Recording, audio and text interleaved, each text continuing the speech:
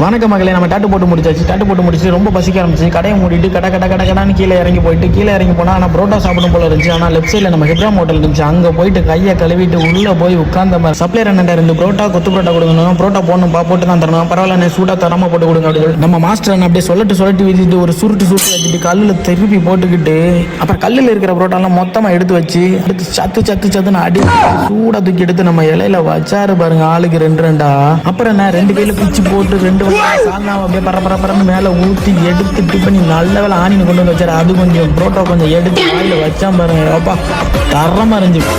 இந்த மாதிரி புரோட்டா எங்கேயுமே நான் சாப்பிட்டது கிடையாது. அதுக்கப்புறம் நம்ம கேட்ட கொத்து புரோட்டா சவுண்டு காதை கிளிக்காரம். அப்புறம் என்ன அந்த கொத்து புரோட்டா 2 வகையான சால்னா ஊற்றி எடுத்து ஒரு டிப்பன்ட்டு வாயில் வச்சான் பாருங்க, இது அல்டிமேட்டாக இருந்துச்சுங்க. அப்புறம் என்ன ஃபைனல் ஆஃப் ஆயில் என்ன ஆஃப் ஆயில் வலிக்குதுன்னு ஊதுறேன்னு நினைக்கிறேன். இல்லை நாக்கில் போட்டால் எனக்கு வலிக்குன்னு சொல்லி தான் நான் ஊதுறேன்.